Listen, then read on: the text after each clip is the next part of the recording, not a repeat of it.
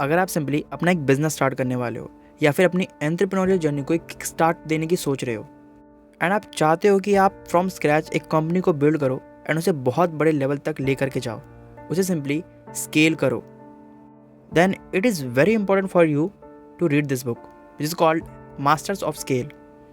एक किसी भी बिजनेस में स्केलिंग फैक्टर का क्या रोल होता है, स्केल करने का क्या इंपॉर्टेंस होता है, वो आप जानते होंगे, वो मुझे एम्फेसाइज करने की ज़रूरत नहीं है, आई एम श्योर। तो ये जो सिंपली बुक है मास्टर्स ऑफ स्केल, ये सिंपली एंटरप्रेन्योर्स के लिए लिखी गई है जो कोई भी एक सक्सेसफुल कंपनी को बिल्ड करना चाहते हैं एंड स्केल करना चाहते हैं, एंड जो कोई भी अपनी ऑर्गेनाइजेशन के अंदर एक ऐसा कल्चर डेवलप करना चाहते हैं जो कि इनोवेशन को प्रमोट करे and it is about customer centricity, and उन सभी के लिए जो कि राइट बिजनेस प्रैक्टिसेस को सीखना चाहते हैं। वेल, आज की इस वीडियो में हम लोग कुछ बहुत ही इंपॉर्टेंट लेसन इसी बुक से हम लोग गेन करने वाले हैं। तो स्टार्ट करते हैं। अगर आपको सिंपली लगता है कि बिजनेस को स्टार्ट करना ही बहुत ज़्यादा चैलेंजिंग होता है एंड देन उसके बाद इट बिकम्स ईजी, देन आप गलत हो। ठीक है, जब स्केलिंग की बात आती है then the real games begins. आपको सिंपली अपने बिजनेस को स्केल करने के लिए स्ट्रैटेजी बिल्ड करनी होगी, एक ऐसी स्ट्रैटेजी जो कि आपको एक सस्टेनेबल ग्रोथ प्रोवाइड कराए। एंड सिर्फ यही चीज़ नहीं है, आपको इसके साथ ही साथ अपने कस्टमर्स का ध्यान रखना होगा। आपको आपके कस्टमर्स की इंपॉर्टेंस का पता होना चाहिए, आपको आपके एम्प्लॉयज़ को कंसीडर करना होगा एंड उन सभी फैक्टर्स को कंसीडर करना होगा जो कि आपकी ऑर्गेनाइजेशनल इन्वायरमेंट को इन्फ्लुएंस करते हैं। उन सभी फैक्टर्स के बारे में आपको पता होना चाहिए एंड मोर इम्पॉर्टेंटली आपको इन फैक्टर्स को सिंपली कंट्रोल करना आना चाहिए। Starting with our first lesson which is being told no can provide you with some most important insights into your company's ideas। अब ना हो जैसे अगर आप अपना आइडिया लेकर के, आपका जो भी आइडिया है आप पिच के लिए जाते हो, इन्वेस्टर्स के पास जाते हो सिंपली पैसा मांगने, तो आपको कई तरीके के ना आपको सुनने को मिलेंगे, डिफरेंट सिचुएशनल बेस्ड ना आपको सुनने को मिलेंगे। जैसे हो सकता है कि आपने अपने आइडिया की प्रेजेंटेशन करी, प्रेजेंटेशन सिंपली ख़त्म हुई एंड आपको ना मिल गया। दूसरे केस में हो सकता है कि सामने वाले ने, जो आपका जो इन्वेस्टर था, वो थोड़ा इंटरेस्ट दिखाया, उसने आपसे आपके आइडिया को पूरा इवेलुएट किया, डिटेल में इवेलुएट किया एंड देन उसके बाद फिर मना कर दिया।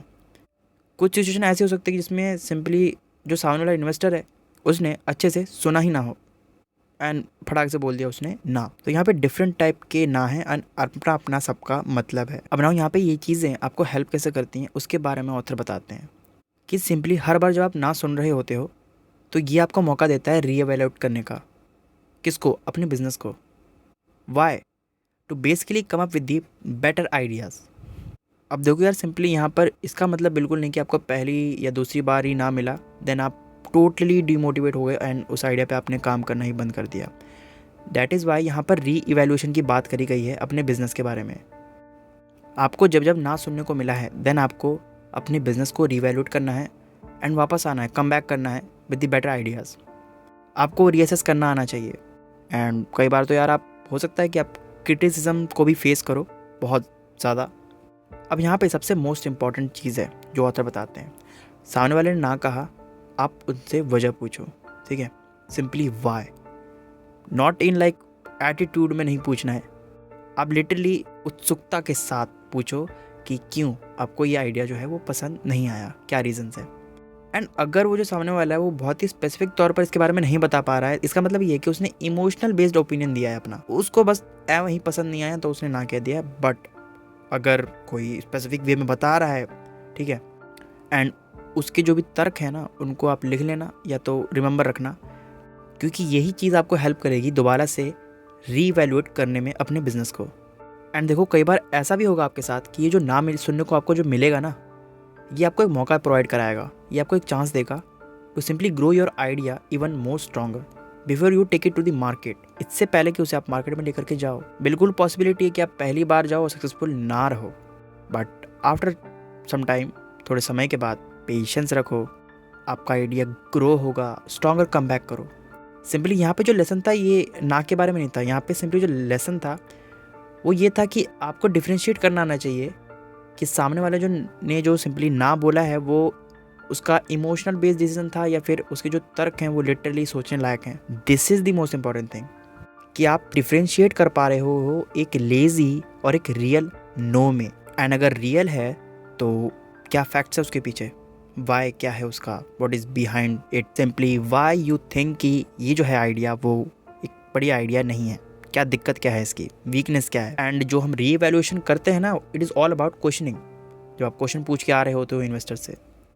Now coming to our next point which is like your customer have the most valuable insight into your business. Now किसी भी बिजनेस में जब आप स्केल करने की बात चालू करते हो, उस बिज़नेस को थोड़ा आगे बढ़ाने की बात करते हो, देन वहाँ पे रियल चैलेंज आपको फेस होते हैं, रियल चैलेंजेस आपके सामने आते हैं।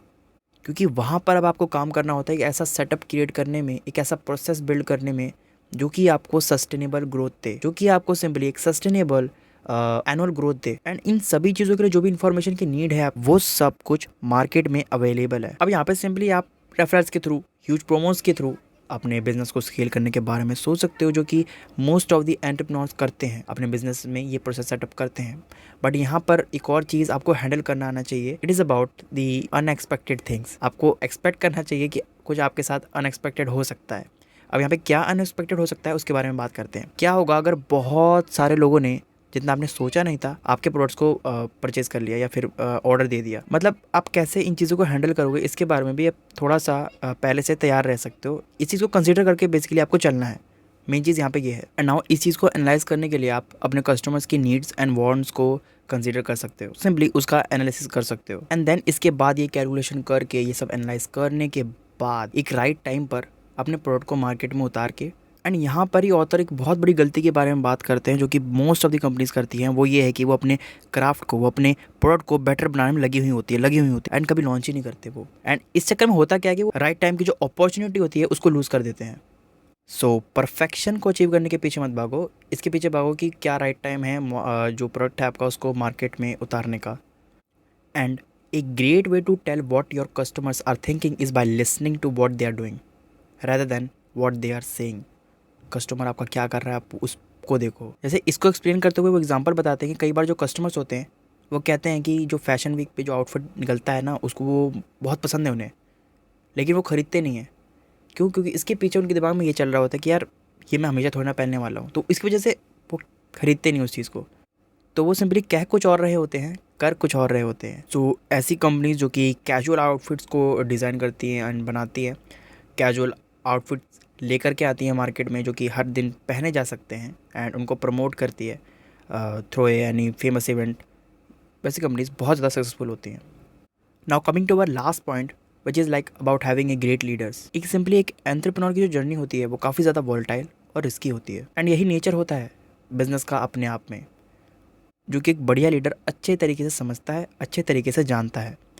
एंड यहीं पर मैं ये चीज़ स्टेट करूँगा कि excellent leaders knows that they should always be prepared for the unexpected things, and that even their core businesses dynamic can change in a day। एक बढ़िया लीडर, एक बहुत ही अच्छा लीडर हमेशा एक्सपेक्ट ये भी करके चलता है कि कुछ अनएक्सपेक्टेड हो सकता है मेरे बिजनेस के साथ, एंड कब कौन सी आपदा आ जाए मुझे नहीं पता। एंड सिंपली ये जो अनएक्सपेक्टेड चीज़ें होती हैं ये आपको मौका देती हैं अपने आइडिया को और ज़्यादा इम्प्रूव करने के बारे में। इसको जो फर्स्ट पॉइंट था उससे आप कनेक्ट कर सकते हो। एंड जो आपका आइडिया नहीं, अगर आपका बिजनेस स्टैब्लिश हो गया है तो नई चीज़ पे काम करने में, जैसे एयरबीएनबी का एग्जांपल बताया गया है। जब पैंडेमिक आ गया, अब जैसे वो पहले प्रमोट करते थे अपने होटल्स को, वैसे अब नहीं करते थे, ठीक है। अब उन्हें कुछ नया बिल्कुल चाहिए था, क्योंकि पैंडेमिक में तो सिंपली कोई बाहर था नहीं। देन उन्होंने टोटली न्यू चीज़ में एंटर किया, उन्होंने वर्चुअल टूर्स की सर्विसेज को प्रोवाइड किया एंड इस चीज़ को प्रमोट करना चालू किया। एयरबीएनबी ने कभी नहीं सोचा था कि इस टाइप के बिजनेस में उन्हें एंटर करना होगा, लेकिन करना पड़ा, एंड करना उनके लिए बहुत ज़्यादा फ़ायदेमंद साबित रहा। एंड यहाँ पे आप देख रहे हो क्या हुआ, पैंडेमिक अचानक से आ गया, उनको नहीं पता। सो यहाँ पर जो एक बढ़िया लीडर होगा ना, वो जानता होगा कि ये जो नए नए ऑब्स्टेकल्स आ रहे हैं, it is basically an another way to get around the problem and come up with an even better solution.